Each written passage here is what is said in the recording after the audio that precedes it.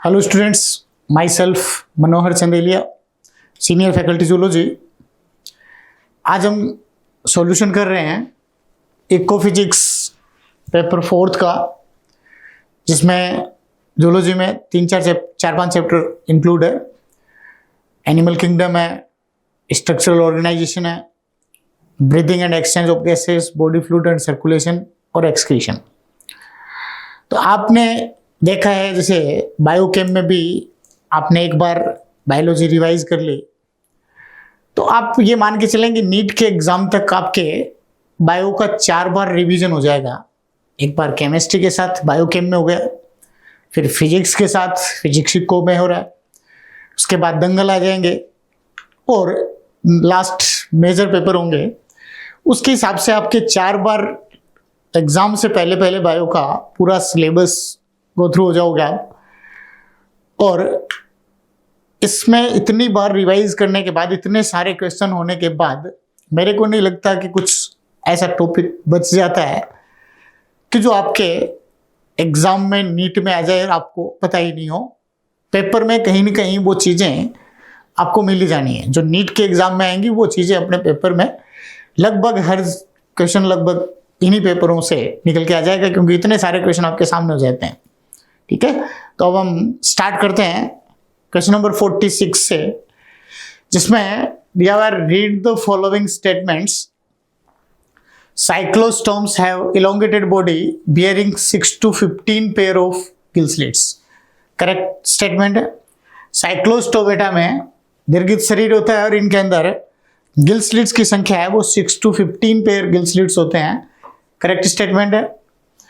Next देखें, myxine is marine but migrate to fresh water for spawning. Myxine marine है, यहां तक बात सही है, लेकिन आगे दे रखा है but migrate to fresh water for spawning. Myxine के अंदर आप एक चीज ध्यान रखें, डायरेक्ट डेवलपमेंट होता है। साइक्लोस्टोमेटा के अंदर, पैट्रोमाइजोन के अंदर इनडायरेक्ट डेवलपमेंट होता है। तो पैट्रोमाइजोन तो क्या करती है कि वहां से मैराइन टू फ्रेश वाटर जाती है स्पॉनिंग के लिए, ताकि लार्वा वहां पे उसके सेफ रहे। लेकिन मिक्सिन के अंदर कोई लार्वा बनते ही नहीं है। मिक्सिन में लार्वा नहीं बनते, इसलिए उसको माइग्रेट करने की जरूरत नहीं होती। क्लियर?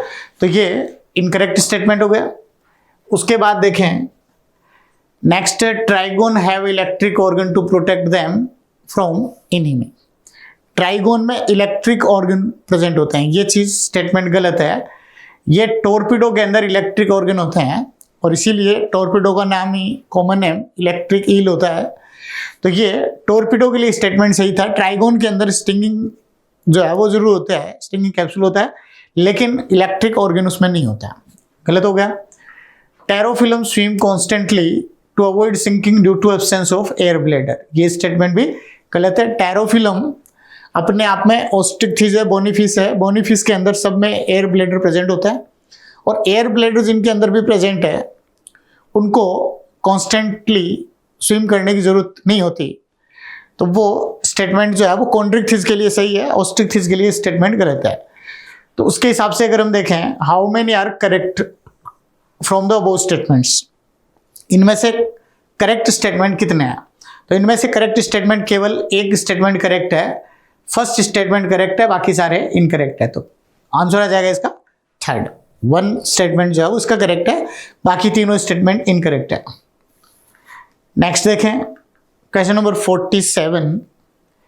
हैगफिश, हैगफिश क्या हो गया? Mixing Cyclostomata, lamprey पैट्रोमाइजोन Cyclostomata, SAARC कार्केडोन ये कॉन्ड्रिक्थिस, एंड डॉगफिश ये Chondrichthyes are all chordates that can also be classified into which group?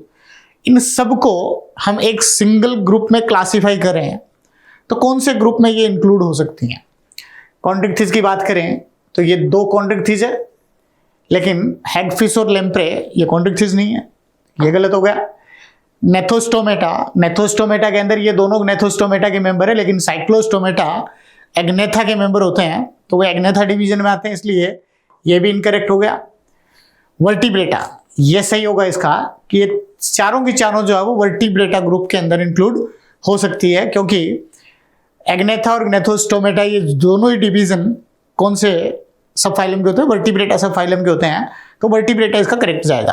प्रोटोकोर्डेट्स की बात करें तो प्रोटोकोर्डेटा में यूरोकोर्डेटा, सेफेलोकोर्डेटा होते हैं, तो ये यूरो और सेफेलोकोर्डेटा की कोई एग्जांपल इसमें नहीं दे रखी है, इसका मतलब ये भी इनकरेक्ट है। तो करेक्ट आंसर क्या जाएगा इसका, थर्ड आंसर इसका करेक्ट जाएगा।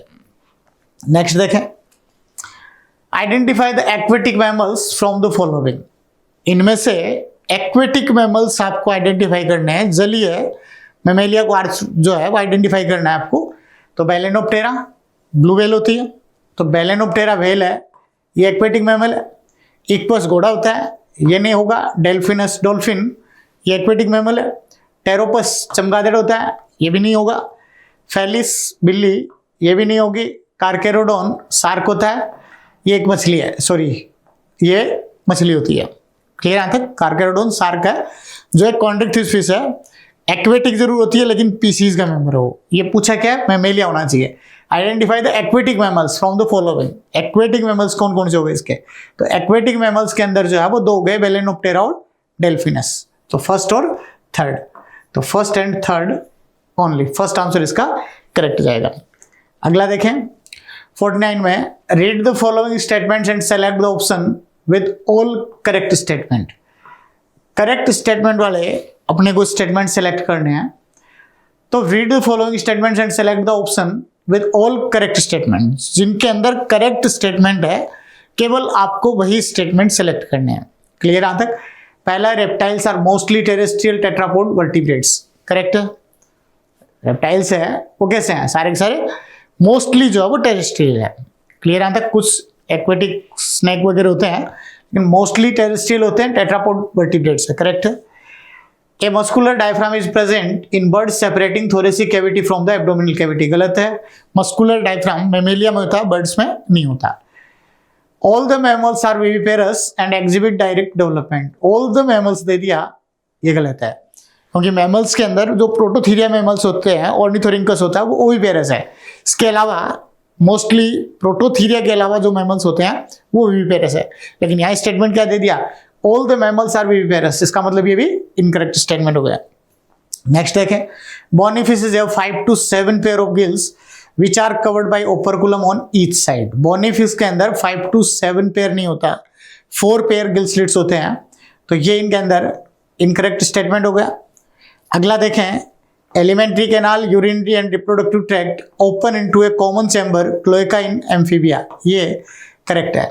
तो ये इनके अंदर जो है वो alimentary canal, urinary and reproductive tract, ये सारी की सारी जो है वो एक कॉमन चैम्बर में क्लोएका में ओपन होती है, तो ये भी स्टेटमेंट अपने आप में करेक्ट स्टेटमेंट है। तो ये पूछा करेक्ट स्टेटमेंट कौन कौन से हैं, तो करेक्ट स्टेटमेंट देखें तो कौन कौन से हो गए, फर्स्ट करेक्ट है और फर्स्ट के बाद में फिफ्थ करेक्ट है।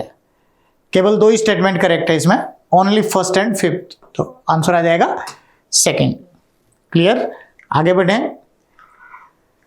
अब देखें क्वेश्चन नंबर 50 में कॉलम मैचिंग के क्वेश्चन है। इनके अंदर आपको तीनों कॉलम की मैचिंग करनी है, कौन सा किसका एग्जाम्पल है और किस में आता है।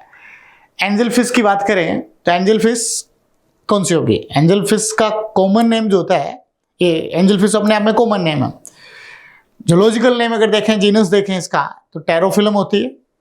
और टेरोफिलम किस टाइप की है, कॉन्ड्रिक फिश है, ये सॉरी ऑस्टिकथिस फिश है, तो ये ऑस्टिकथिस फिश होगी।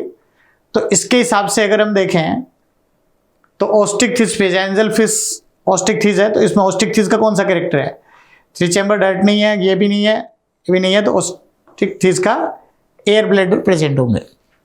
उसके बाद आप देखें एग्जाम्पल, एंजल फिश जो है इसका जीनस नेम टेरोफिलम, ये हो जाएगी इसके साथ। तो ए थर्ड क्यू इसके अंदर, तो इसमें देखें तो ये ए थर्ड क्यू, तो इसमें ए थर्ड के साथ क्यू आ जाएगा।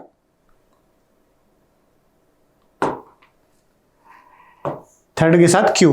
उसके बाद फ्लाइटलेस बर्ड, फ्लाइटलेस बर्ड की अगर हम बात करें तो फ्लाइटलेस बर्ड जो उड़ नहीं सकता, उनमें से कौन सा होता है, स्ट्रूथियो, और बर्ड है, इसका मतलब इसके अंदर इसका कैरेक्टर क्रोप एंड गिजार्ड, तो flightless bird, crop and gizzard क्या जाएगा इसके साथ, आर, स्ट्रूथियो। उसके बाद देखें लिम्बलेस एम्फीबिया, लिम्बलेस एम्फीबिया में इक्थियोफिस होता है, इक्थियोफिस आ जाएगा इसके साथ, और इसके साथ साथ 3 चैम्बर्ड हार्ट आ जाएंगे, ये आ जाएगा। और जोलेस वर्टिब्रेट, जोलेस वर्टिब्रेट में साइक्लोस्टोमेटा, साइक्लोस्टोमेटा का एग्जांपल पेट्रोमाइजोन हो गया, और ये हो गया 6 to 15 pair of gill slits. तो उसके हिसाब से अगर हम देखें तो ए के साथ 3 A3Q, A3Q एक यहाँ रहा है, एक यहाँ रहा है, A3Q यहाँ रहे दो में। उसके बाद देखें flightless bird, flightless bird Struthio है, तो इसका बी के साथ फर्स्ट के साथ आर, बी फर्स्ट आर, तो बी फर्स्ट आर। उसके बाद लिम्बलेस एम्फीबिया, लिम्बलेस एम्फीबिया में इक्थियोफिस है, तो इसके साथ यह आ जाएगा 2 P, C सेकंड P, तो C सेकंड P हो गया। उसके बाद देखें जोलेस बर्ड D4S, ये जोलेस वर्टिब्रेट, तो ये आ गया, आंसर आ जाएगा इसका 3rd। क्लियर? तो इसमें करेक्ट आंसर जाएगा 3rd। क्लियर? आगे देखें क्वेश्चन नंबर 51 में which of the following group of character is present in all chordates in some और other stage in their life. सब कोऑर्डिनेट्स में उसकी लाइफ के किसी न किसी स्टेज में कौन से कैरेक्टर है जो हर कोऑर्डिनेट्स के अंदर प्रेजेंट होते हैं? Mammary glands, hairs and pharyngeal gill slits. Mammary glands, hairs जरूरी नहीं होती, कई एक्वेटिक मैमल्स है जिनके अंदर हेयर्स प्रेजेंट नहीं होती, तो उसके हिसाब से ये पूछा कैसे कोऑर्डिनेट्स का बता रहा है, ये केवल मेमेलिया के कैरेक्टर है, तो ये फेरेंजियल गिल स्लिट्स का होना ये इनमें से, बाकी मेमोरी ग्लैंड और हेयर ये पर्टिकुलर मेमेलिया के कैरेक्टर है, तो ये इसके हिसाब से गलत हो गया। Notochord, pharyngeal gill slits and dorsal tubular nerve cord, ये सही है। ये तीनों कैरेक्टर जो है वो कोऑर्डिनेट्स के फंडामेंटल कैरेक्टर होते हैं। फेरेंजियल गिल स्लिट्स का प्रेजेंट होना, ये लाइफ की किसी न किसी स्टेज में प्रेजेंट होंगे। नोटोकॉर्ड प्रेजेंट होती है, और इसके साथ साथ डोर्सल ट्यूबुलर नर्व कॉर्ड होती है। 3rd में देखें तो नोटोकॉर्ड सही है, स्केल्स ये जरूरी नहीं है सब में हो। उसके बाद pharyngeal gill slits, vertebral column भी सब कोऑर्डिनेट्स में नहीं होती, यूरो और सेफेलोकोर्डेटा में ये नहीं होती, यानी प्रोटोकोर्डेट्स या क्रेनिएटा के जो मेंबर्स होते हैं उनमें ये नहीं होती। तो उसके हिसाब से अगर हम देखें तो करेक्ट आंसर क्या जाएगा? 2nd आंसर इसका करेक्ट होगा। उसके बाद देखिए क्वेश्चन नंबर 52। क्वेश्चन नंबर 52 की बात करें तो study the following organs, their character and group. Following organism में देखें तो देखिए Petromyzon, fish like but without paired fins, Agnatha. Petromyzon fish like होते हैं, पेयर्ड फिन्स नहीं होते हैं, अनपेयर्ड फिन होते हैं, और एग्नेथा के मेंबर है, ये करेक्ट है। एम्फीबिया फर्स्ट टेट्रापोड, ये सही है यहाँ तक, एग्नेथा वाला गलत आ गया, एग्नेथा नहीं होते। एम्फीबिया जो है वो नेथोस्टोमेटा होते हैं, जबड़े होते हैं इनके अंदर, इसलिए नेथोस्टोमेटा है। Ascidia notochord in larval tail only, urochordata, ये करेक्ट है।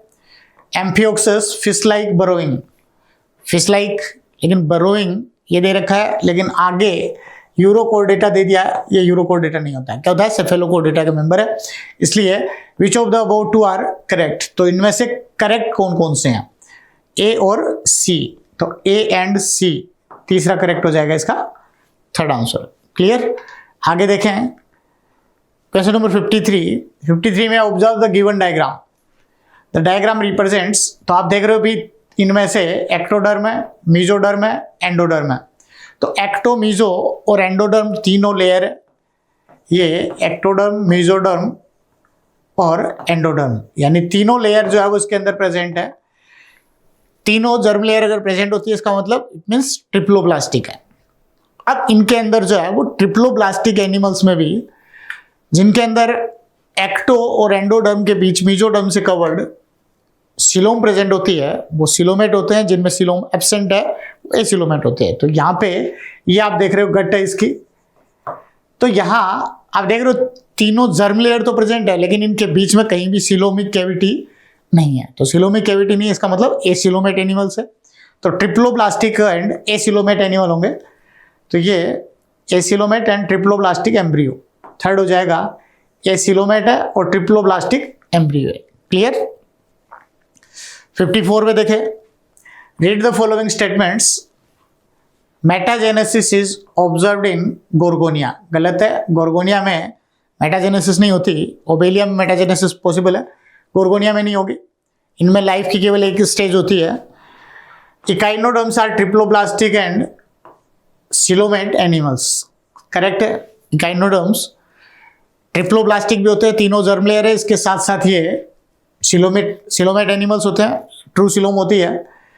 Round worms have organ system level of body organization. Round worms जो भी होते हैं एस्केल्पिंथिस के मेंबर है, have organ system level of body organization, correct है। बॉडी ऑर्गेनाइजेशन का कौन सा लेवल होगा इनमें?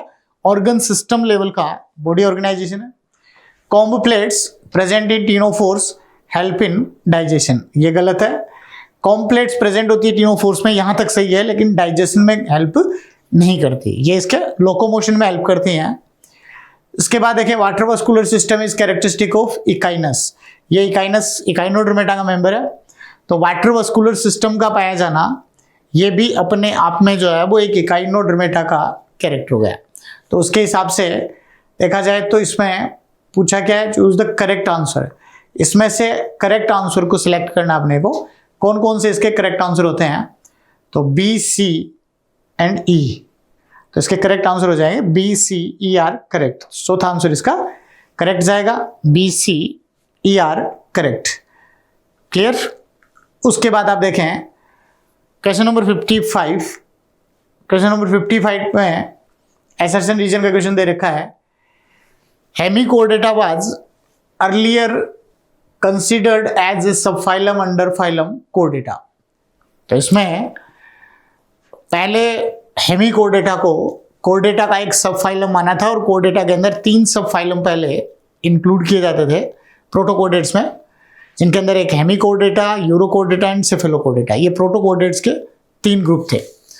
बाद में जो है वो इसमें ये देखा गया कि जो स्टोमोकोड देखी गई थी वो रियल नोटोकोड थी नहीं, वो मिजोडर्म से डेराइव्ड नोटोकोड नहीं थी, इसलिए वहां से उसको रिप्लेस किया। और उसके बाद हेमिकोर्डेटा को नॉन कोर्डेटा के अंदर ही एक सेपरेट फाइलम बना के छोड़ दिया। Clear answer? तो इसके हिसाब से अगर हम देखें तो hemichordata was earlier considered as a subphylum under phylum chordata, correct है। ये पहले कोर्डेटा में इसको इंक्लूड किया गया था, बाद के क्लासिफिकेशन में इसको नॉन कोर्डेटा में लाया गया था। आगे देखिए hemichordates have a rudimentary structure notochord in their collar region, ये गलत हो गया। इनकी कोलर रीजन में नोटोकोड नहीं होती, वो स्टोमोकोड प्रेजेंट होती है, जो अपने आप में एक बक्कल डाइवर्टिकुला होता है, तो ये स्टोमोकोड होती है, नोटोकोड नहीं होती। ये स्टेटमेंट ही गलत हो गया। तो एसर्शन ट्रू है, रीजन फॉल्स है। तो A is true but R is false. Third answer इसका करेक्ट चला जाएगा, ए ट्रू है, आर फॉल्स है।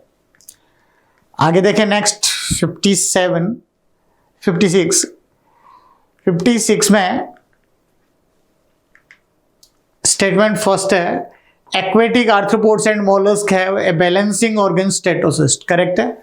ये अपने आप में एक सेंस ऑर्गन है जो बॉडी को बैलेंस करने में हेल्प करता है। कुछ एक्वेटिक आर्थ्रोपोड्स में भी होता है, इसके साथ साथ मोलस्का में होता है, ये करेक्ट है। The body of arthropods is covered by calcareous exoskeleton consist of head, thorax and abdomen. तो ये इनकरेक्ट हो गया कि इनके अंदर बॉडी जो है आर्थ्रोपोड्स की वो कैल्केरियस एक्सोस्केलेटन से कवर्ड नहीं होती। कौन सा स्केलेटन होता है इनमें? काइटिनस एक्सोस्केलेटन होता है, कैल्केरियस स्केलेटन नहीं होता। तो इसके हिसाब से ये इनकरेक्ट हो गया। Statement third close blood circulatory system with haemocyanin pigment found in octopus and loligo, ये करेक्ट स्टेटमेंट है, क्योंकि ये सेफेलोपोडा क्लास है। मोलस्का में सेफेलोपोड जो क्लास के मोलस्क होते हैं वो एक्सेप्शनल केस होते हैं। बाकी मोलस्का में आपको ध्यान है ओपन सर्कुलेटरी सिस्टम होता है, लेकिन उसकी एक क्लास है सेफेलोपोडा, जिसके अंदर ऑक्टोपस, लोलिगो, सीपिया, ये जिसके अंदर आते हैं वो सेफेलोपोडा क्लास होती है। और सेफेलोपोडा में क्लोज सर्कुलेटरी सिस्टम होता है, इसके अकॉर्डिंग जो है वो ये करेक्ट आंसर हो गया। तो आपको देखना in the light of above statement choose the correct answer from the option given below. तो कौन कौन से इसके लिए करेक्ट है, तो इनके अंदर करेक्ट इनकरेक्ट आपको देखना है। तो स्टेटमेंट फर्स्ट एंड थर्ड ये तो करेक्ट है, true, but second is false. Second is हो जाएगा आंसर इसका। Statement first and third are true but second is false, तो करेक्ट आंसर सेकंड होगा इसका। क्लियर? आगे देखें क्वेश्चन नंबर 57 एसर्शन दे रखा phylum chordata is phylogenetically close related to echinodermata as compare to mollusca. Chordata phylum जाति वृत्तीय रूप से इसके विकास के इतिहास के आधार पे अगर हम देखें, इवोल्यूशनरी ट्रैक पे अगर जाके हम देखें इनको, तो कोर्डेटा जो फाइलम है वो इकाइनोडर्मेटा के ज्यादा क्लोज रिलेटिव है एज कंपेयर टू मोलस्का। तो इसमें हम क्यों मान सकते हैं, ऐसा कौन सा बेसिस ले सकते हैं जिनके कारण हम ये बता सकें कि इकाइनोडर्मेटा ज्यादा क्लोज है कोर्डेटा के, मोलस्का थोड़ा दूर है। तो इसके पीछे कारण ये होता है कि अगर दोनों को देखा जाए, दोनों की इवोल्यूशनरी ट्रैक को देखें, इवोल्यूशनरी हिस्ट्री को देखें, तो इकाइनोडर्मेटा एंड कोर्डेटा ये दोनों ही ड्यूटेरोस्टोम्स है। इकाइनोडर्मेटा, कोर्डेटा, हेमिकोर्डेटा ये ड्यूटेरोस्टोम्स होते हैं, और बाकी जो है वो प्लेटिहेल्मिन्थिस से लेके प्लेटिहेल्मिन्थिस, एस्केल्मिन्थिस, एनेलिडा, आर्थ्रोपोडा, मोलस्का ये सब कैसे होते हैं, प्रोटोस्टोम्स होते हैं, जिनके अंदर पहले ब्लास्टोपोर से माउथ राइज होती है और उसमें ब्लास्टोपोर से एनस पहले राइज होती है। तो उसके हिसाब से अगर हम देखें तो chordata and echinodermata are classified in deuterostomes. ये दोनों ड्यूटेरोस्टोम्स के मेंबर होते हैं। Whereas mollusca are placed in protostomes group. तो ये करेक्ट है। तो अपने आप में स्टेटमेंट दोनों करेक्ट भी हो गए, और आर जो है वो एसर्शन का करेक्ट एक्सप्लेनेशन भी हो गया। तो उसके हिसाब से अगर देखा जाए तो दोनों ही करेक्ट है, और आर जो है वो ए का सही एक्सप्लेनेशन भी है। तो both A and R are true, but R is the correct explanation of A. तो ये आंसर आ जाएगा इसका फर्स्ट, कि दोनों स्टेटमेंट भी सही है और आर ए का करेक्ट एक्सप्लेनेशन भी है। क्लियर। अगला देखें क्वेश्चन नंबर 58 की बात करें तो इसमें match column first with column second, matching करनी है। तो लेटरल अपेंडेजेस पैरापोडिया, तो लेटरल अपेंडेजेस पैरापोडिया किस में प्रेजेंट होते हैं, नीरीज में। फ्लेम सेल्स हेल्पिन एक्सक्रीशन, ये प्लेनेरिया में, प्लेटिहेल्मिन्थिस का हो गया। गैस्ट्रोवास्कुलर कैविटी एडम्सिया में होती है। एक्सटर्नल फर्टिलाइजेशन टीनोफोरा में होता है। तो उसके हिसाब से मैचिंग करें तो ए के साथ 4, ए के साथ 4 इसमें आ रहा है, इसमें आ रहा है। बी के साथ फर्स्ट इन दोनों में आ रहा है। सी के साथ गैस्ट्रोवास्कुलर कैविटी, सी के साथ सेकंड ये इसमें आ रहा है, और डी के साथ थर्ड टीनोफोरा ये इसमें आ रहा है। तो करेक्ट आंसर चला जाएगा थर्ड इसका। क्लियर। आगे देखें question number 59, observe the figure A and B. चित्र ए और बी का परीक्षण कीजिए। ए और बी में देखिए ये टीनिया सोलियम है और ये फेशियोला है। एक टीनिया सोलियम है, दूसरा फेशियोला है। Select the incorrect statement with reference to above figures.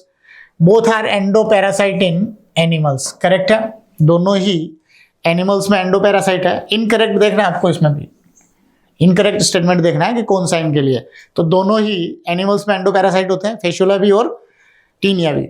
उसके बाद आप देखें both A and be absorb nutrients from the host directly through their body surface. ये स्टेटमेंट इसके लिए गलत स्टेटमेंट हो गया, क्योंकि ए जो टीनिया है वो तो डायरेक्टली बॉडी सरफेस से सक करता है, फूड एब्जॉर्ब करता है, लेकिन फेशियोला के अंदर इसके लिए सकर्स होते हैं।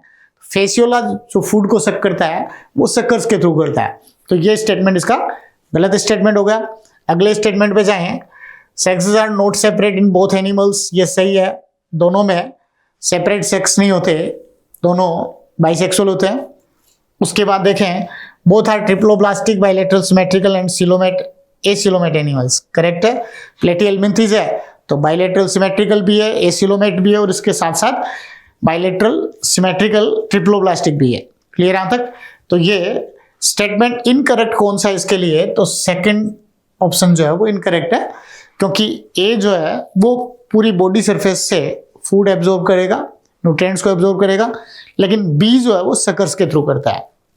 तो उसके हिसाब से करेक्ट आंसर चला जाएगा इसका सेकंड। क्लियर। उसके बाद देखें question number 60, statement first, coelenterates does not show alternation of generation. गलत हो गया। सिलेंट्रेट्स के अंदर कुछ सिलेंट्रेट्स है उनमें अल्टरनेशन ऑफ जनरेशन शो होता है, जिनके अंदर पोलिप और मेडुसा का एक दूसरे में चेंज होना, तो वो अपने आप में अल्टरनेशन ऑफ जनरेशन ही है, मेटाजेनेसिस है। तो पहला स्टेटमेंट गलत हो गया। अगला है in some coelenterates asexual generation is followed by sexual generation, ये करेक्ट है। एसेक्सुअल जनरेशन कौन सी होती है? पोलिप, और सेक्सुअल जनरेशन मेडुसा होती है। तो एसेक्सुअल जनरेशन जो पोलिप है वो एसेक्सुअली रिप्रोड्यूस होकर पहले मेडुसा बनाएगा, और मेडुसा सेक्सुअली रिप्रोड्यूस होके फिर पोलिप बनाता है। क्लियर यहां तक? तो ये अल्टरनेशन ऑफ जनरेशन में कुछ सिलेंट्रेट्स में होता है, तो ये इनके अंदर मेटाजेनेसिस कहेंगे इसको। तो ये करेक्ट है। स्टेटमेंट फर्स्ट इनकरेक्ट है, सेकंड करेक्ट है। तो statement first is false but second is true. Answer आ जाएगा फोर्थ इसका। क्लियर यहां तक? तो ये यहां तक आपने देखा एनिमल किंगडम के 15 क्वेश्चंस जो है वो एनिमल किंगडम के रहे।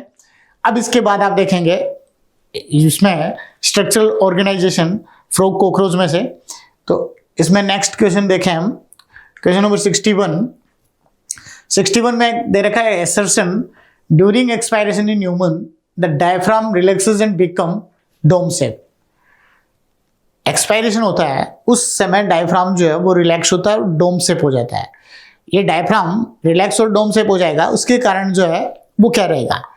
डायफ्राम के रिलैक्स और डोम शेप होने के कारण जो है वो इसके पल्मोन जो थोरेसिक कैविटी का वॉल्यूम डिक्रीज होगा। थोरेसिक कैविटी का वॉल्यूम डिक्रीज होगा तो इंट्रापल्मोनरी प्रेशर ये इंक्रीज हो जाएगा। वो इंक्रीज होगा तब वो एयर को बाहर एक्सपेल करेगा। तो उसके हिसाब से अगर हम देखें तो relaxation of the diaphragm decrease the volume of thoracic cavity, correct है। डायफ्राम रिलैक्स हो रहा है तो थोरेसिक कैविटी का वॉल्यूम डिक्रीज हो रहा है and increase the intrapulmonary pressure, ये भी करेक्ट है। तो स्टेटमेंट अपने आप में दोनों करेक्ट है, लेकिन इनके अंदर जो है वो ये आप देख रहे हो कि एसर्शन ये रीजन ही है, ये अपोजिट कर रखे हैं। ये रीजन ये है इसका, एसर्शन वाला जो है वो रीजन अपने आप में कि डायफ्राम रिलैक्स हो रहा है, डोम शेप हो रहा है, तब जाके ये जो है वो थोरेसिक कैविटी का वॉल्यूम है वो डिक्रीज हो रहा है। क्लियर यहां तक? तो ये स्टेटमेंट दोनों सही है, लेकिन ये इसका एक्सप्लेनेशन नहीं है, समझ गए? क्योंकि रीजन जो बता रखा है वो गलत जगह दे रखा है, एसर्शन की जगह आना चाहिए, समझ? तो इसके हिसाब से क्या जाएगा? Both assertion and reason are true but reason is not the correct explanation of assertion, correct आ जाएगा आंसर सेकंड। क्लियर? उसके बाद आप देखें question number 62, statement first alveoli provide large surface area for diffusion of respiratory gases and are richly supplied with blood capillaries. सही है। Alveoli में blood supply जो है वो हाईली वस्कुलर होती है एल्वेओलाई, इसमें ब्लड सप्लाई खूब होती है और इसके साथ साथ क्या होता है इनमें provide large surface area provide करती है एक्सचेंज के लिए, डिफ्यूजन के लिए। तो ये करेक्ट स्टेटमेंट हो गया। स्टेटमेंट सेकंड दे रखा था wall of alveoli are thick, ये गलत हो गया। Thick and non porous to prevent collapse during respiration, ये गलत स्टेटमेंट हो गया। तो स्टेटमेंट फर्स्ट करेक्ट है, सेकंड स्टेटमेंट इनकरेक्ट है। तो statement first is true and statement second is false. तो उसके हिसाब से देखें थर्ड आंसर जाएगा statement first is true and second is false. Clear? इसके बाद देखें क्वेश्चन नंबर 63 में देखें match the item in column first with the most appropriate example given in column second. दी गई वस्तुओं का स्तंभ सेकंड में दिए गए सबसे उपयुक्त उदाहरणों से मिलान कीजिए। Simple squamous epithelium, simple cuboidal epithelium, hyaline cartilage, fibrocartilage. अब इसके हिसाब से आपको इनके साथ मैच करवाना है, तो इसमें के साथ मैच करवाओगे तो आप देखें सिंपल स्क्वेमस एपिथेलियम कहां प्रेजेंट होती है? लाइनिंग ऑफ एल्वेओलाई, ये लाइनिंग ऑफ एल्वेओलाई। उसके बाद आप देखें सिंपल क्यूबोइडल एपिथेलियम, ये किडनी की ट्यूब्यूल्स में होती है। सिंपल क्यूबोइडल एपिथेलियम जो है वो पीसीटी, डीसीटी, हैंडल लूप इनके अंदर प्रेजेंट होती है, तो ट्यूब्यूल्स ऑफ किडनी। सही है। उसके बाद देखें हाइलिन कार्टिलेज, हाइलिन कार्टिलेज है वो ट्रेकिया की रिंग्स होती हैं और इसके साथ साथ नेजल सेप्टम होता है, ये हाइलिन कार्टिलेज है। उसके बाद फाइब्रोकार्टिलेज, फाइब्रोकार्टिलेज के अंदर जो है वो कौन सी होती है? व्हाइट फाइब्रस कार्टिलेज, जो इंटरवर्टिबल डिस्क में होती है। तो उसके हिसाब से अगर मैच देखें तो ए के साथ सेकंड, ए के साथ सेकंड, बी के साथ 4, ए के साथ सेकंड, बी के साथ 4, सी के साथ थर्ड, सी के साथ थर्ड और डी के साथ फर्स्ट, डी के साथ फर्स्ट। आंसर आ जाएगा फर्स्ट। तो करेक्ट आंसर पहला ही हो जाएगा इसमें। आगे देखें 64, रीड द फॉलोइंग स्टेटमेंट, निम्नलिखित कदमों पर पढ़िए। Simple squamous epithelium is well suited for diffusion squamous epithelium is well suited for diffusion due to it thick flat cells. Thick flat cell नहीं हो सकती, थिन सेल होती है। गलत हो गया ये तो। सेकंड स्टेटमेंट पे आ जाए, compound epithelium is primarily involve in protection from mechanical and chemical stress. ये सही है, कंपाउंड एपिथेलियम मैकेनिकल और केमिकल स्ट्रेस से प्रोटेक्ट करता है, करेक्ट है। Alveolar connective tissue, areolar connective tissue contains fibroblast, macrophage and mast cell, ये भी करेक्ट है। अगला dense irregular connective tissue connect bone to bone, ये गलत हो गया। Dense irregular bone to bone को कनेक्ट नहीं करता। बोन टू बोन को कनेक्ट करने का मतलब क्या हो गया, लिगामेंट। तो बोन टू बोन को कनेक्ट कर रहा है वो लिगामेंट होता है। तो लिगामेंट और टेंडन्स दोनों ही रेगुलर डेंस कनेक्टिव टिश्यू होते हैं, इरेगुलर डेंस नहीं होते, इसलिए इनकरेक्ट हो गया। Cartilage is avascular and receive nutrients bye diffusion through it's matrix. Cartilage जो है वो क्या करते हैं, cartilage is avascular, cartilage avascular होती है। तो cartilage is avascular and receive nutrients bye diffusion through it's matrix, correct है। तो ये कार्टिलेज के अंदर जो सेल्स होती हैं, वैसे कार्टिलेज जो है वो कैसी है, एवस्कुलर है। तो कार्टिलेज वैसे एवस्कुलर होती है मैट्रिक्स की, केवल पेरिकॉन्ड्रियम तक ब्लड की सप्लाई होती है और पेरिकॉन्ड्रियम से डिफ्यूजन के थ्रू पहले मैट्रिक्स में आएगा और मैट्रिक्स से उसकी लैक्यूनी के अंदर प्रेजेंट जो कॉन्ड्रोसाइट्स है वो न्यूट्रिशन ऑब्टेन कर रही है। क्लियर यहाँ तक। तो उसके हिसाब से देखा जाए तो ये करेक्ट हो गया। तो उसमें आपको पूछा क्या है, इसमें सेलेक्ट द इनकरेक्ट स्टेटमेंट, गलत कथन को चुनना है। तो इनकरेक्ट स्टेटमेंट जो है वो कौन कौन से हो गए, तो इनकरेक्ट में ए हो गया, ए के बाद डी हो गया, तो A and D only. Second answer correct हो जाएगा, ए और डी जो है वो उसके इनकरेक्ट स्टेटमेंट हो गए। उसके बाद देखिए 65 में, which of the following statement regarding the female reproductive system of cockroach and frog are correct. इनके लिए करेक्ट स्टेटमेंट देखना, दोनों को एक साथ कंपैरेटिव दे दिया, उसके हिसाब से आपको बताना है। In cockroach ovaries are paired and each ovary consist of 8 ovarioles, correct है। कॉकरोच में ओवरी के अंदर 1 पेयर ओवरी होती है और हर ओवरी के अंदर 8 ओवेरियोल्स प्रेजेंट होते हैं, तो ये करेक्ट हो गया। In frog ova released from ovaries are directly received by kidney, गलत है। ये फ्रॉग में फीमेल के अंदर ओवरी जो है वो किडनी के साथ ओनली स्ट्रक्चरली अटैच होती है, फंक्शनली अटैचमेंट इनका नहीं होता।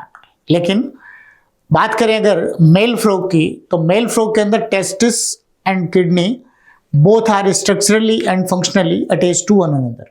दोनों में एक दूसरे के साथ जो है वो कैसे हैं, स्ट्रक्चरली अटैच होने के साथ साथ फंक्शनली भी अटैच होते हैं, क्योंकि स्पर्म बनने के बाद पहले किडनी में आते हैं, उसकी बीडर कैनाल से होते हुए फिर यूरिनोजेनिटल डक्ट में या उसके जो है वो कॉमन यूरेथ्रा में जाते हैं, इस हिसाब से इसमें यूरेटर में जाते हैं। तो ये स्टेटमेंट अपने आप में इनकरेक्ट स्टेटमेंट हो गया, किसके कारण कि ये डायरेक्टली जो है वो किडनी के अंदर नहीं जाते। अगला, in cockroach lateral oviduct of both sides join to form a common oviduct और कॉल्ड वेजाइना, करेक्ट है। In frog number of egg release from ovaries are high due to an adaptation for internal fertilization, गलत है।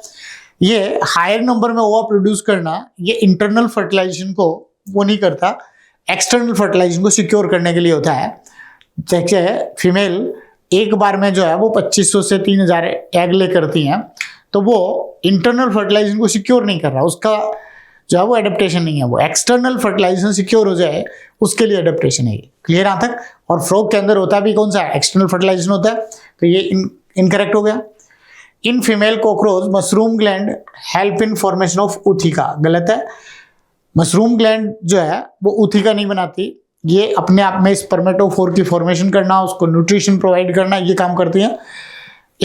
ऊथिका की जो formation होती है वो कोलेटेरियल gland करती है, जो फीमेल कॉकरोच में होती है। क्लियर। तो उसके हिसाब से देखा जाए तो ये फीमेल कॉकरोच में मशरूम ग्लैंड होती नहीं है, मेल कॉकरोच में होती है ये, और फीमेल कॉकरोच में इसकी जगह कोलेटेरियल ग्लैंड होती है जो ऊथिका बनाती है, तो ये भी इनकरेक्ट हो गया। Select the correct option, correct option देखना आपको, इसमें करेक्ट कौन कौन से स्टेटमेंट हो गए। पहला स्टेटमेंट करेक्ट है और तीसरा करेक्ट है, तो फर्स्ट एंड थर्ड करेक्ट है, तो इसमें first and third only correct answer चला जाएगा इसका तीसरा। फर्स्ट और थर्ड, 2 स्टेटमेंट इसके करेक्ट है, बाकी 3 स्टेटमेंट इनकरेक्ट है। अगला देखें 66, breathing and exchange of gases है। Select the correct option. Correct option आपको देखना है regarding flow chart explaining regulation of respiration. Respiration को रेगुलेट करने के लिए regulation of respiration, respiratory centre, chemoreceptor, 2 तरह के सेंटर होते हैं।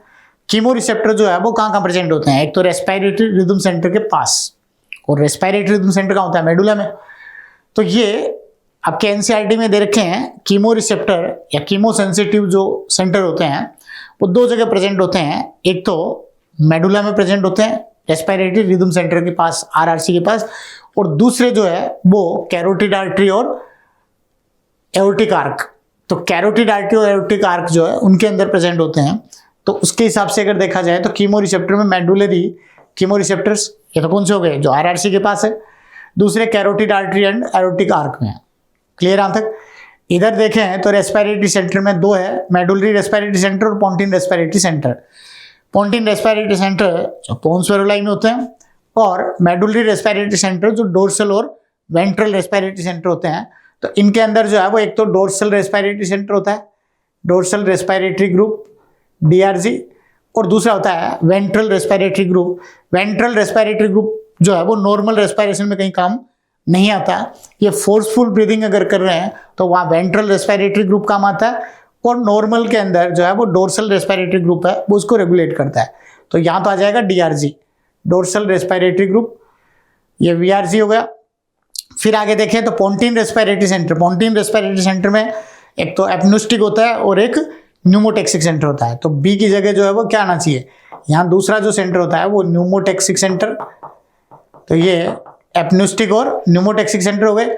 इधर अगर हम देखेंगे तो मेडुलरी कीमो रिसेप्टर और कैरोटिड आर्टरी के कीमो रिसेप्टर, ये पेरिफेरल कीमो रिसेप्टर होते हैं, ये सेंट्रल कीमो रिसेप्टर होते हैं। तो ये डिटेक्ट करेंगे, किसको डिटेक्ट करें? दोनों CO2 और हाइड्रोजन आयन की कंसंट्रेशन को डिटेक्ट करते हैं।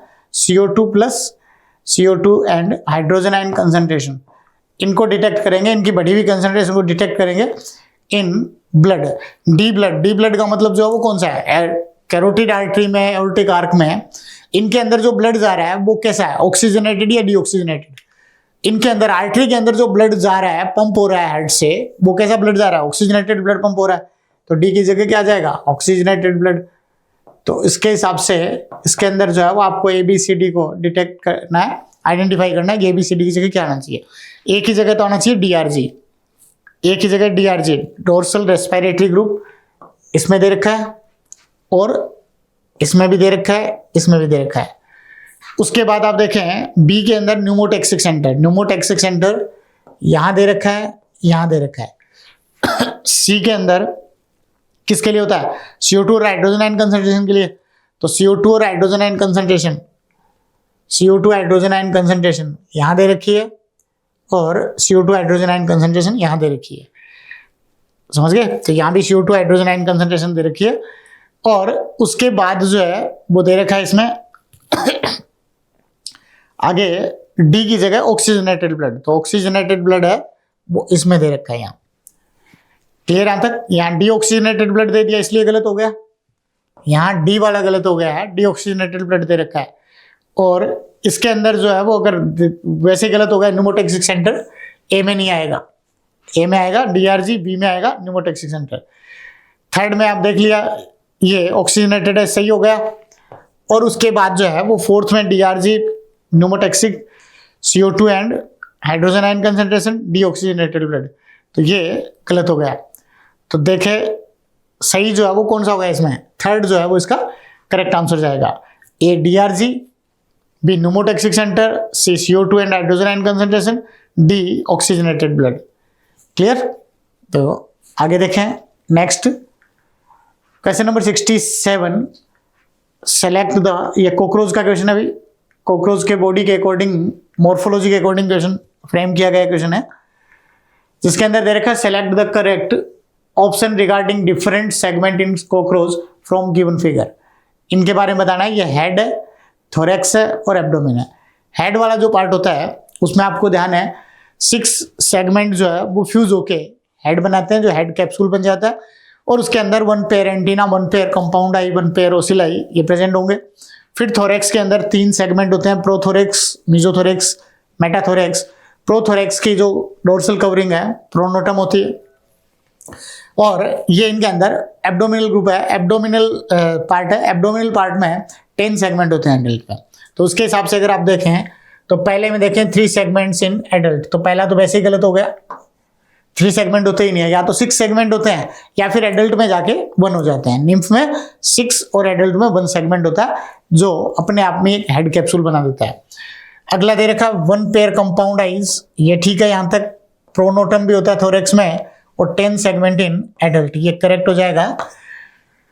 कंपाउंड आई होती है 1 पेयर, प्रोनोटम होता है थोरेसिक सेगमेंट में, थोरेक्स में, और उसके बाद थोरेक्स का जो पहला सेगमेंट है सो प्रोनोटम होता है। 10 सेगमेंट इन एडल्ट, एडल्ट में 10 सेगमेंट होते हैं, ये भी सही है। तो दूसरा करेक्ट हो जाएगा। तीसरे पे अगर देखें तो 1 कंपाउंड आई है, 1 कंपाउंड आई नहीं होती, 1 पेयर होती है, इसलिए गलत हो गया।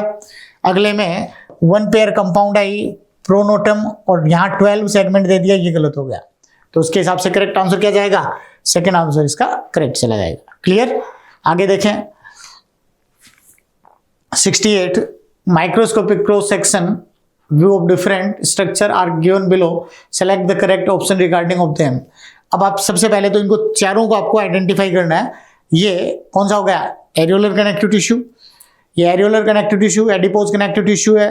ये बी, इसमें रेगुलर डेंस कनेक्टिव टिश्यू है, और सी इरेगुलर डेंस कनेक्टिव टिश्यू है।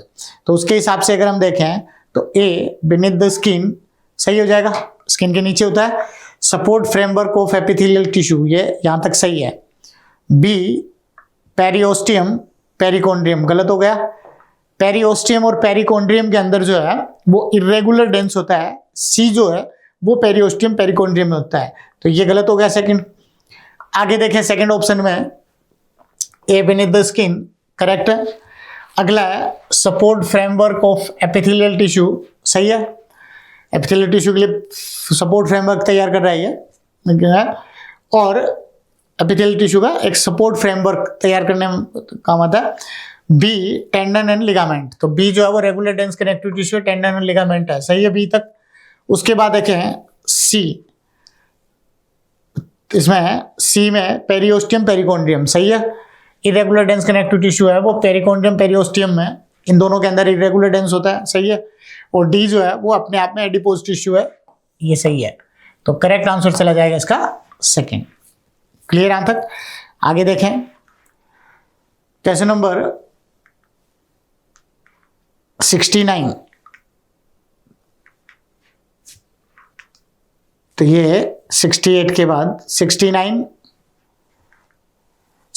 में देखिए select the correct option regarding type of connective tissue with its characteristic and location. Cartilage की बात करें, बोन की बात करें, डेंस इरेगुलर और dense regular connective tissue. Cartilage में क्या होता है? Solid and pliable ground substance, तो इसके साथ फर्स्ट के साथ आ जाएगा बी। सेकंड है बोन, बोन में क्या जाएगा? Hard and non pliable ground substance, तो ए फर्स्ट के साथ बी, और बी के साथ आगे इनमें से कार्टिलेज में ear pinna and nose tip, P आ जाएगा इसके साथ। उसके बाद आप आगे चलें बोन, बोन के अंदर क्या रहेगा?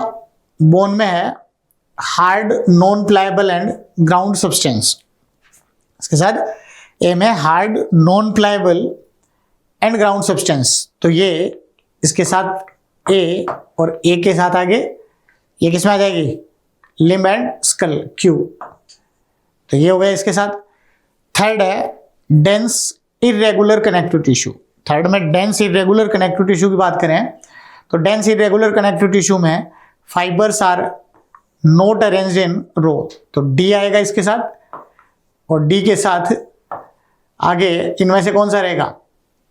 ये fibres are not arranged in row, तो ये स्किन, ये आर हो जाएगा इसके साथ। और उसके बाद जो है वो dense regular connective tissue, fibres are arranged in row, इसके साथ सी, और सी के साथ टेंडन एंड लिगामेंट एस। तो इसके हिसाब से जो है वो आपको मैचिंग देखनी है। तो फर्स्ट के साथ बीपी, फर्स्ट के साथ बीपी, सेकंड के साथ ए क्यू, सेकंड के साथ आ जाएगा ए क्यू, और उसके बाद थर्ड के साथ डी आर, थर्ड के साथ डी आर, और फोर्थ के साथ सी एस। फोर्थ के साथ CS, तो पहला आंसर इसका करेक्ट आंसर चला जाएगा। क्लियर? आगे देखें 69,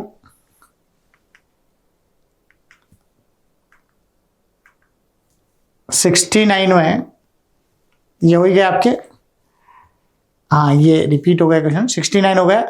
अब 70 देखें, fill in the blanks and select the correct option. अब इनमें इसके लिए करेक्ट ऑप्शन सिलेक्ट करना आपको। Simple epithelium is composed of a layer of cell. Simple epithelium है, इसका मतलब वन लेयर जो है वो इसमें प्रेजेंट होंगी। बी और C cells get specialised for D in glandular epithelium. Glandular epithelium में कौन कौन सी सेल्स स्पेशलाइज्ड हो सकती है? क्यूबॉइडल और कॉलमनर सेल्स जो है ये दोनों अपने आप में स्पेशलाइज्ड हो जाती हैं और ग्लैंडुलर एपिथेलियम बना सकती हैं। तो ये इनके अंदर जो है वो क्यूबॉइडल, ये तो 1 आ गया, 1 इसमें है और 1 इसमें भी है। क्यूबॉइडल एंड कॉलमनर, तो B and C, cuboidal columnar इन दो में आ रहा है। तो ये बी और C cells get specialised for secretion के लिए स्पेशलाइज्ड हो जाएंगे for secretion in glandular epithelium. Glandular epithelium इसका मतलब उसमें सिक्रीशन के लिए मॉडिफाइड हो रही है। तो ये सही है यहां तक। फिर दे रखा है junction help in cell communication. Cell को कम्युनिकेट कर रहा है वो कौन सा जंक्शन होता है? गैप जंक्शन जो है वो उसको कम्युनिकेट करता है। और उसके बाद दे रखा है tight junction prevent F of substance, leakage of substance. तो इसके साथ लीकेज आ जाएगा। करेक्ट आंसर जाएगा सेकंड इसका। क्लियर यहां तक? तो ये 70 तक हो गए। 71, विच of the following statement is incorrect? Incorrect statement आपको इसमें देखना है।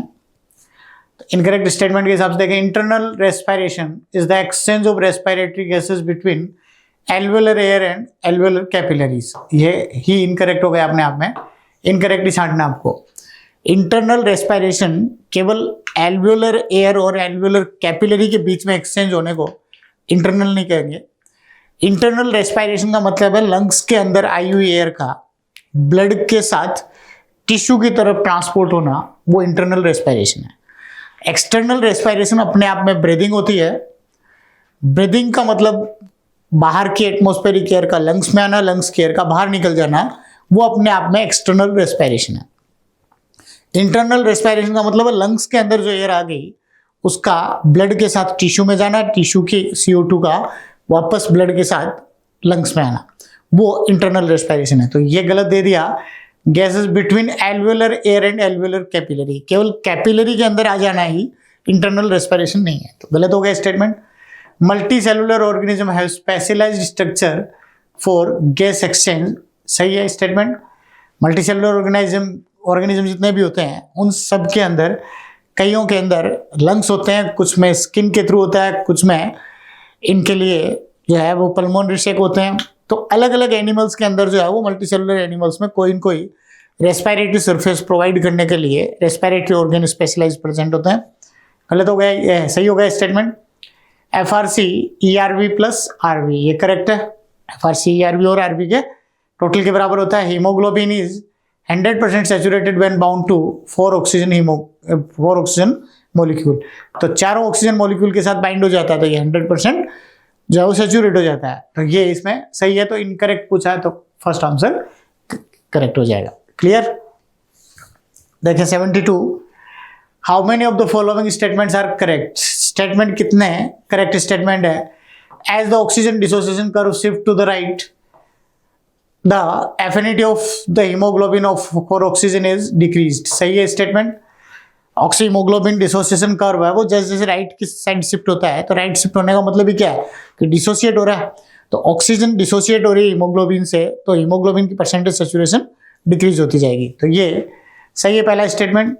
Under normal physiological conditions 1 litre oxygenated blood can deliver 20 ml oxygen, ये भी गलत हो गया।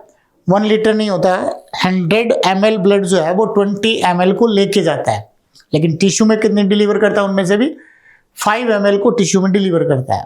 तो उसके हिसाब से भी अगर हम देखें तो 100 ml 5 लीटर को डिलीवर कर रहा है टिश्यू में, तो 1 लीटर है वो कितनी को करेगा? 50 ml को करेगा। तो उसके हिसाब से ये इनकरेक्ट हो गया स्टेटमेंट। अगला है higher PCO2 and lower PO2 at tissue facilitate more binding of oxygen with haemoglobin. Higher PCO2 lower PO2 होगी तो इसकी बाइंडिंग को फैसिलिटेट नहीं करेगा, ये क्या करेगा, ऐसी कंडीशन में अनबाइंडिंग करवाएगा, डिसोसिएट करवाएगा, तो उसके हिसाब से ये भी इनकरेक्ट हो गया स्टेटमेंट। उसके बाद फोर्थ देखें statement, the most important chemical stimulus involved in the regulation of respiratory rate is partial pressure of O2। O2 के पार्शियल प्रेशर से इसका कोई लेना देना नहीं होता, CO2 का पार्शियल प्रेशर हो और इसके साथ साथ हाइड्रोजन आयन की कंसंट्रेशन हो, ये इसको इफेक्ट करती हैं। इनकरेक्ट हो गया। Emphysema is the acute respiratory disorder. Acute respiratory disorder नहीं होता, क्रोनिक रेस्पिरेटरी डिसऑर्डर होता है जो एक्सेसिव सिगरेट स्मोकिंग से होता है, तो ये भी इनकरेक्ट हो गया। अब इसमें देखना है आपको, इसमें पूछा क्या, करेक्ट स्टेटमेंट देखें, तो करेक्ट स्टेटमेंट आपको देखना है, तो कितने करेक्ट स्टेटमेंट है, केवल एक करेक्ट स्टेटमेंट है इसका, पहला स्टेटमेंट करेक्ट है, बाकी सारे के सारे इसके इनकरेक्ट स्टेटमेंट है। Clear. 73 testis in male cockroach is located at segment. Male cockroach के अंदर टेस्टिस जो है वो कौन से सेगमेंट में होते हैं, 4 to 6 एब्डोमिनल सेगमेंट में होंगे, फर्स्ट हो जाएगा। 74 male frog possesses copulatory pad on which digit of forelimb. Male frog के अंदर कोपुलेटरी पैड है वो कौन सी डिजिट पे होता है, फोरलिम्ब की फर्स्ट डिजिट पे होता है, तो आंसर आ जाएगा फर्स्ट इसका। 75 में देखें, consider the following statements frog carry out pulmonary respiration during aestivation and hibernation. गलत है, अगर एस्टिवेशन और हाइबरनेशन में है तो ऐसी कंडीशन में फ्रॉग है वो ओनली क्यूटेनियस रेस्पिरेशन करता है, तो ये इनकरेक्ट हो गया। अगला देखें, the terminal end of frogs alimentary canal is called cloaca. Terminal and cloaca नहीं होती, क्लोएका में टर्मिनल एंड ओपन होता है, इसका थ्रो एनस, तो टर्मिनल एंड जो है वो तो एलिमेंट्री कैनाल का एनस ही होता है, लेकिन एनस ओपन पहले किसमें होता है, क्लोएका में, और उसके बाद क्लोएकल अपर्चर से उन जो है अनडाइजेस्टेड फूड को वो एलिमिनेट कर देता है, तो ये भी इनकरेक्ट हो गया। तो दोनों स्टेटमेंट इसके लिए इनकरेक्ट है, तो both A and B are false, तो ये दोनों ही फॉल्स स्टेटमेंट हो गए, फोर्थ आ जाएगा इसका करेक्ट आंसर। क्लियर।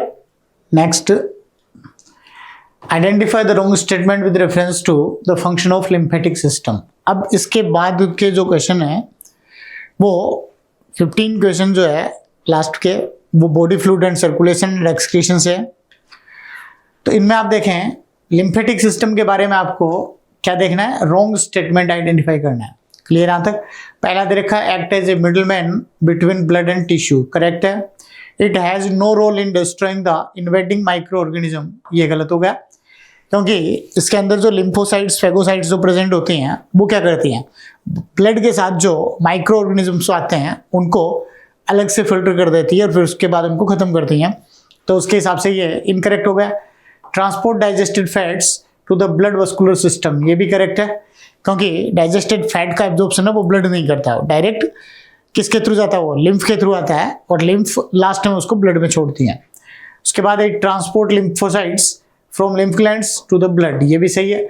तो स्टेटमेंट जो है वो रॉन्ग स्टेटमेंट अगर हम देखें तो रॉन्ग स्टेटमेंट आ जाएगा इसका, सेकंड स्टेटमेंट है वो रॉन्ग स्टेटमेंट हो जाएगा इसका। क्लियर। देखें 77 की बात करें तो arrange the following layers in sequence from outer to inner that form wall of heart.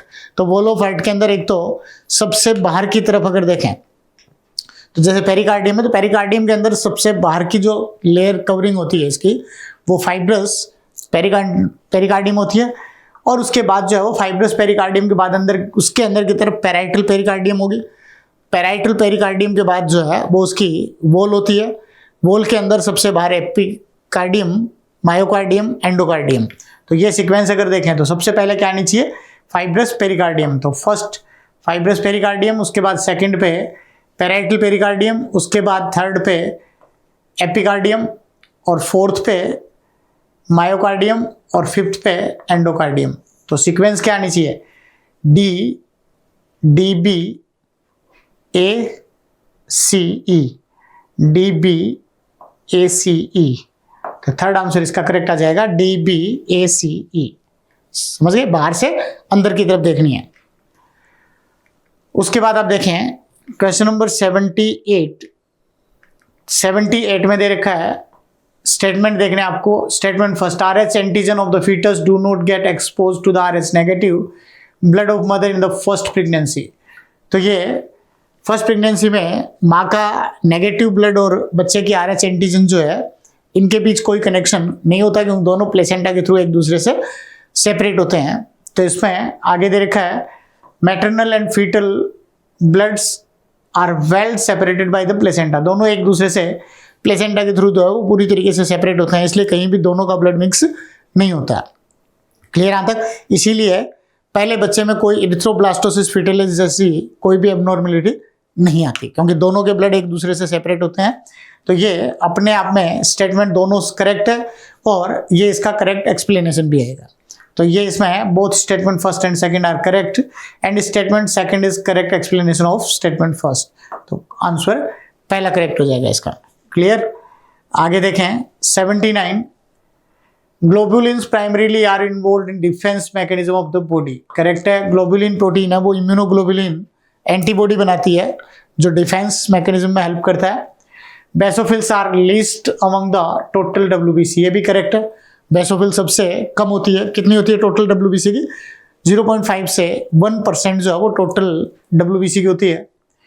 Haemoglobin is red coloured iron containing simple protein. Simple protein नहीं होती, कॉन्जुगेटेड प्रोटीन होती है। कॉन्जुगेटेड प्रोटीन का मतलब साथ में आयरन कंटेनिंग आयरन पोरफायरिन होता है इसमें।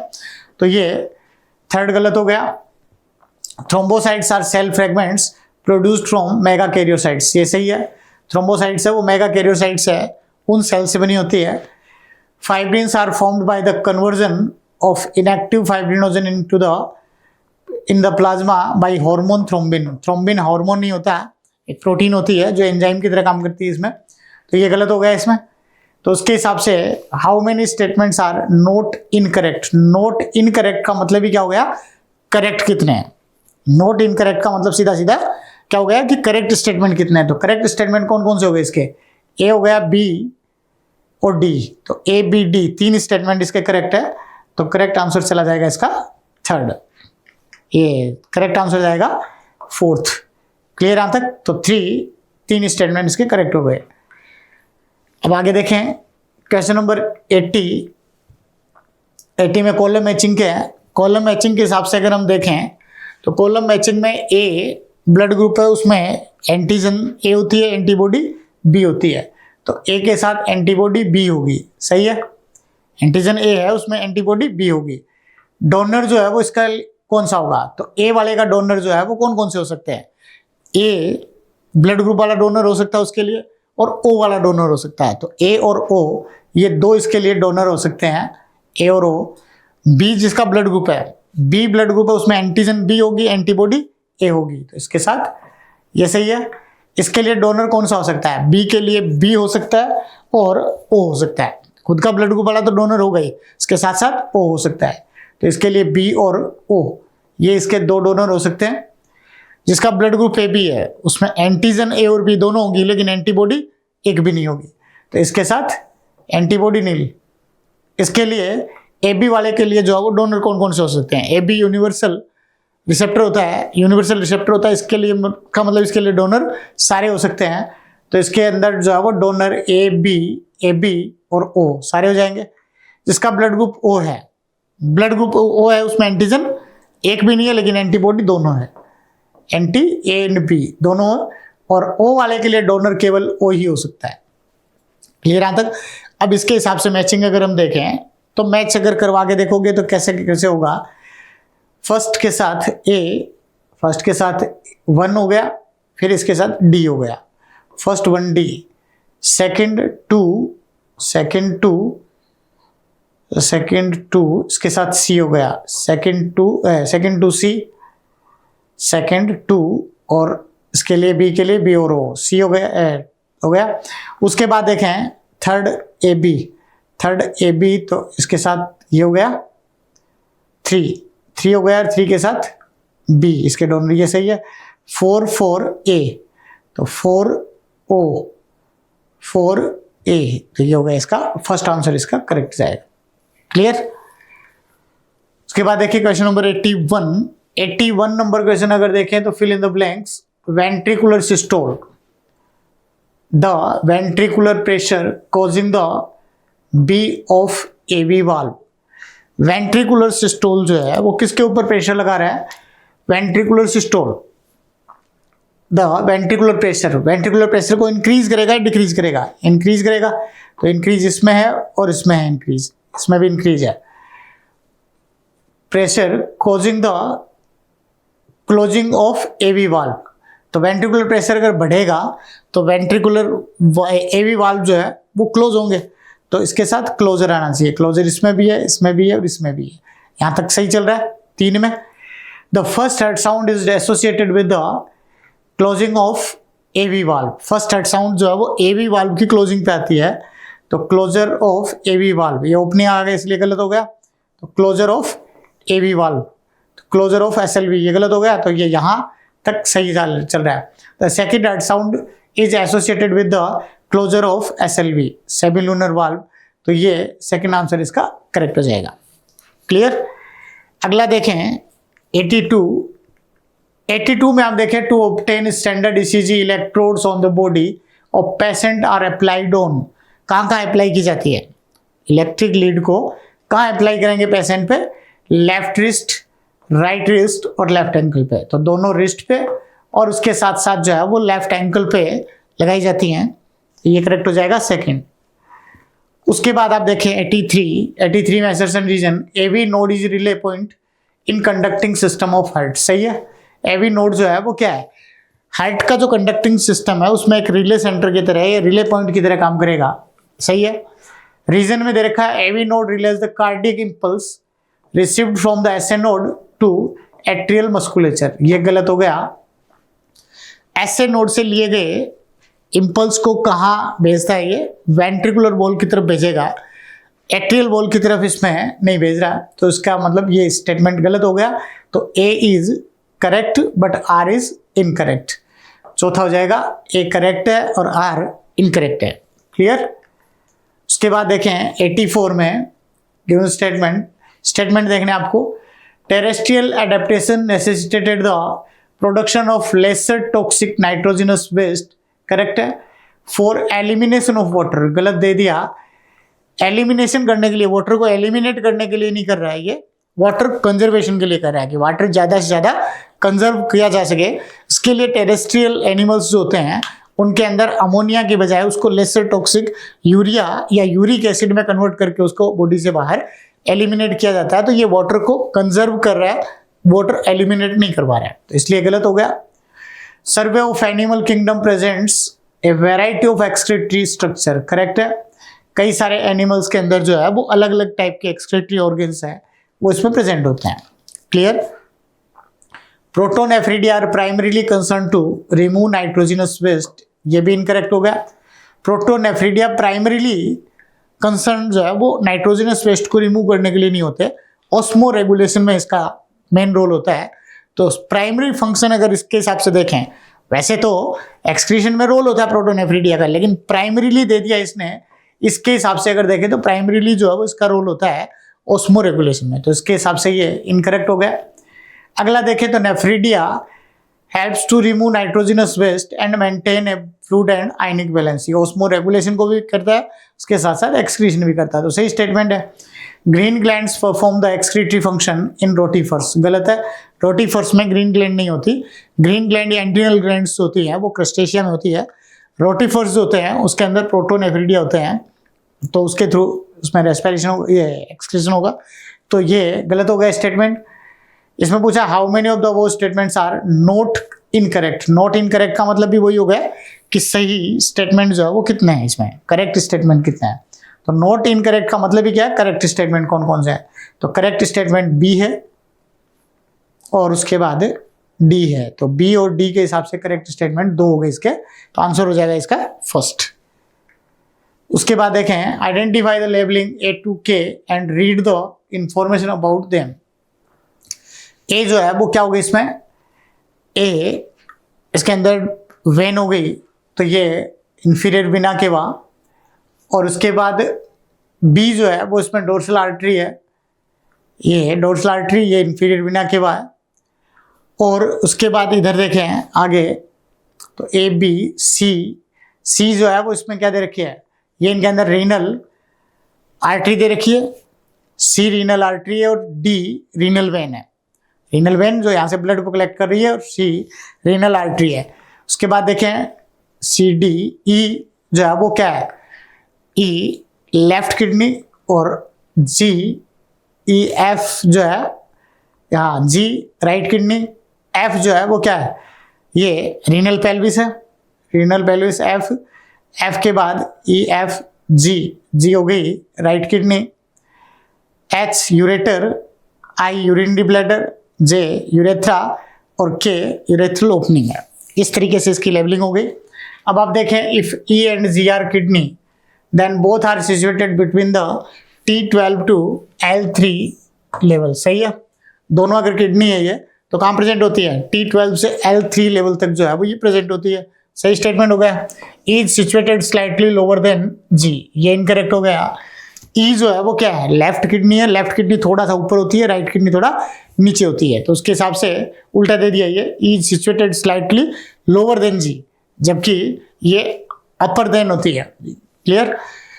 Projection of F called calyces, सही है, projection of F renal pelvis है, इस रीनल पेल्विस के प्रोजेक्शन एनसीईआरटी की लाइन है, रीनल पेल्विस प्रोजेक्शन जो है वो क्या होते हैं, कैलाइसिस होते हैं, जो मेजर और माइनर कैलाइसिस होते हैं। Correct pathway for urine elimination is FHIJK। F renal pelvis में कलेक्ट हुए, FH यूरेटर में है, यूरेटर से urinary bladder, IJ urethra, urethra से के यूरेथ्रल ओपनिंग। सही है ये भी, तो ये भी सही हो गया। B इज इंफीरियर वीना केवा and C is renal artery. B inferior vena केवा और C is renal artery, C renal artery. ये इनके अंदर जो है वो B इज इंफीरियर वीना केवा, इंफीरियर वीना केवा है, तो ये इनके अंदर जो है वो गलत हो गया। ये इनके अंदर जो है वो दोनों ही एक तरफ क्या दे दिया, B की ब्रांच जो है वो इसमें जा रही है, तो ये इंफीरियर वीना केवा है, तो ये क्या होनी चाहिए, रीनल वेन होनी चाहिए। और ये जबकि डोर्सल एओर्टा है, तो डोर्सल एओर्टा है, उसके हिसाब से ये क्या होगी, रीनल आर्टरी होगी, तो उसके हिसाब से ये रीनल आर्टरी, लेकिन ये इंफीरियर वीना केवा की बजाय डोर्सल एओर्टा होगी। क्लियर यहाँ तक, तो ये भी इनकरेक्ट हो गया। Which of the above statements is are not correct, कौन कौन से करेक्ट नहीं है, तो इसका मतलब नॉट करेक्ट का मतलब इनकरेक्ट कौन कौन से है, तो इनकरेक्ट कौन कौन से हो गए, बी एंड ई, बी और ई जो है वो इनकरेक्ट हो गए, इसके सेकंड आंसर हो जाएगा इसका। उसके बाद नेक्स्ट देखें, fill in the blanks, the A of many nephron open into a straight tube, straight tube called collecting duct मानेंगे। अब स्ट्रेट ट्यूब है वो क्या है, कलेक्टिंग डक्ट होती है, many of which converge and open into the, ये सारी रीनल पेल्विस में ओपन होगी through medullary pyramids in the calyces. तो ये इनके अंदर जो है वो क्या जाएगा, एक ही जगह जो है वो क्या जाएगा, DCT, DCT of many nephrons, कई सारे नेफ्रॉन्स की DCT ये किस में ओपन होंगी, कलेक्टिंग डक्ट में, C कलेक्टिंग डक्ट होगी, ये इसमें many of which converge and open into the renal pelvis, ये इसमें रीनल पेल्विस होना चाहिए, open into the renal pelvis. और उसके बाद in majority of nephrons the loop of Henle is too short, extend only, majority of nephrons, majority of nephrons का मतलब ही किसकी बात कर रहा है, कोर्टिकल नेफ्रॉन्स की। तो कोर्टिकल नेफ्रॉन्स के अंदर जो है वो क्या होता है, in majority of nephrons the loop of Henle is too short, तो ये लूप ऑफ एनले शॉर्ट होता है कोर्टिकल नेफ्रॉन में, too short and extends only very little into the medulla, medulla के अंदर जो है वो केवल आउटर मेडुला तक ही होती है, इनर मेडुला तक वो एनले लूप नहीं जाता इसका। तो क्या होना चाहिए, एक ही जगह PCT, ये सॉरी DCT, एक ही जगह DCT, B की जगह कलेक्टिंग डक्ट, B की जगह कलेक्टिंग डक्ट, C की जगह रीनल पेल्विस, D की जगह शॉर्ट, ये कोर्टेक्स, यहाँ कोर्टेक्स देके गलत कर दिया, तो DCT A में, B collecting duct, A DCT होगी, B कलेक्टिंग डक्ट यहाँ तक सही है, C renal pelvis, D short हो गया, E मेडुला हो गया, तो ये इनमें थर्ड आंसर इसका करेक्ट जाएगा। क्लियर यहाँ तक। उसके बाद आप देखें क्वेश्चन नंबर 87 में read the given statement and choose the correct option. The kidneys have built in mechanism for the regulation of GFR। Correct है, किडनी में जीएफआर को रेगुलेट करने के लिए अपने आप में ही जो है वो अंदर ही इसमें एक मैकेनिज्म प्रेजेंट होती है जो जेजीए जिसको कहते हैं, तो जेजीए प्रेजेंट होता है इसके लिए इसमें। This mechanism back to normal decrease GFR, ये क्या करती है, ये मैकेनिज्म जो जेजीए से रेनिन सिक्रीट होता है वो क्या करता है, अगर जीएफआर कम हो गई किसी में 125 ml पर मिनट से कम हो गई तो उस जीएफआर को वापस नॉर्मल करने का काम जो है वो किसका होता है, रेनिन का होता है, रास मैकेनिज्म के थ्रू करता है। A fall in GFR can activate the JG cells, JG cells किसकी है, जेजीए की, JG cells to release renin which can stimulate the glomerular blood flow, ये इसमें ग्लोमेरुलर ब्लड फ्लो को स्टिमुलेट करता है। सही है ये, तो उसके हिसाब से देखें तो तीनों स्टेटमेंट सही है। Statement first and second are correct while third is incorrect, तो गलत हो गया ये। Statement first and second are incorrect, गलत हो गया। Statement first second and third are correct but not related to each other, ये भी गलत हो गया। Statement first second and third are correct and third is correct explanation of statement first and second, चौथा answer इसका correct answer चला जाएगा, क्योंकि जो फोर्थ ये थर्ड स्टेटमेंट जो बता रखा है किसके कारण पॉसिबल हुआ, जेजीए के कारण ही पॉसिबल हुआ ये, ठीक है। अगला देखें 88, read the statement and choose the correct, correct पूछा इसमें, correct option which given information are not correct of the statement and choose the correct option in which given information are not correct. The flow filtrate into limbs of Henle loop is in counter current pattern, सही है, counter current pattern में होती है। Henle loop के अंदर एक में filtrate नीचे आता है, दूसरी से फिल्ट्रेट ऊपर जाता है, तो दोनों एक दूसरे अपोजिट डायरेक्शन में कर रहे हैं, वो फ्लो काउंटर करंट फ्लो होता है। The flow of blood through the two limbs of Vasa रेक्टा is also in counter current pattern, ये भी सही है, ये भी काउंटर करंट पैटर्न में होता है। वासा रेक्टा में नीचे की तरफ आएगा ब्लड, फिर उसके बाद असेंडिंग लिम्ब से उसके ऊपर जाता है। The flow of fluid in descending limb of loop of Henle and descending limb of Vasa रेक्टा is also in counter current pattern, ये गलत है। दोनों की डिसेंडिंग लिम्ब के अंदर अगर फ्लो चल रहा है किसी फ्लूइड का, वो अपोजिट डायरेक्शन में फ्लो नहीं है, तो हम उसको काउंटर करंट नहीं कह सकते, तो ये इनकरेक्ट हो गया। Flow of fluid in ascending limb of Henle loop and in descending limb of Vasa रेक्टा is also is in A counter current pattern, ये सही है।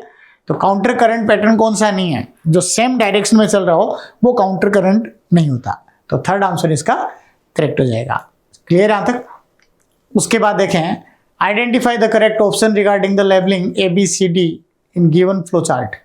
ABCD को आपको आइडेंटिफाई करना है। An excessive loss of fluid, excessive loss अगर fluid का होता है इसका मतलब ब्लड कंसंट्रेट हो गया, कंसंट्रेट होते ही ऑस्मो रिसेप्टर एक्टिवेट होंगे, तो ऑस्मो रिसेप्टर जो है वो एक्टिवेट होंगे, तो ए आ जाएगा इसमें, एक्टिवेट ऑस्मो रिसेप्टर, ए की जगह एक्टिवेट ऑस्मो रिसेप्टर।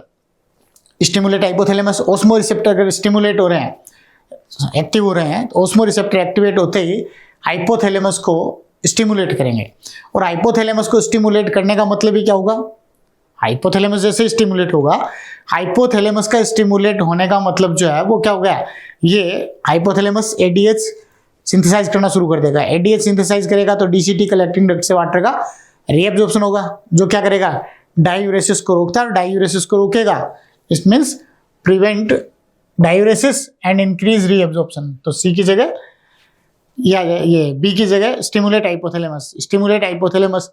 उसके बाद बी में स्टिमुलेट हाइपोथैलेमस, हाइपोथैलेमस को स्टिमुलेट करेगा तो ADH रिलीज होगा, रिलीज ADH, तो बी के अंदर रिलीज ADH, लेकिन यहाँ रिलीज ADH आ रहा है तो स्विच ऑफ नहीं होता है, ये गलत हो गया, तो ये हो गया। और ये ADH रिलीज करेगा तो क्या कर पाएगा, prevent diuresis and increase reabsorption of water from latter part of renal tubules, ये सही है। तो ये हो गया सी की जगह। Increase in body fluid volume, body fluid volume है वो इंक्रीज कर देगा, क्यों, क्योंकि वाटर का रीअब्जॉर्प्शन होगा तो बॉडी फ्लूइड में मिलेगा, तो बॉडी फ्लूइड का वॉल्यूम इंक्रीज हो जाएगा, और बॉडी फ्लूइड का वॉल्यूम इंक्रीज होने का मतलब जो है वो क्या हो जाएगा, वापस ऑस्मोटिक कंसंट्रेशन मेंटेन हो जाएगी। क्लियर यहां तक। तो डी की जगह क्या आना चाहिए, ऑस्मोटिक कंसंट्रेशन है, ये increase in body fluid volume बहुत ज्यादा अगर बढ़ जाए तो वापस स्विच ऑफ हो जाएंगे ऑस्मो रिसेप्टर। क्लियर। तो उसके हिसाब से अगर देखें तो करेक्ट आंसर क्या जाएगा इसका, सेकंड जाएगा। ए में एक्टिवेट ऑस्मो रिसेप्टर, सी के साथ आ जाएगा प्रिवेंट डायूरेसिस। क्लियर। आगे देखें, लास्ट क्वेश्चन है, इसमें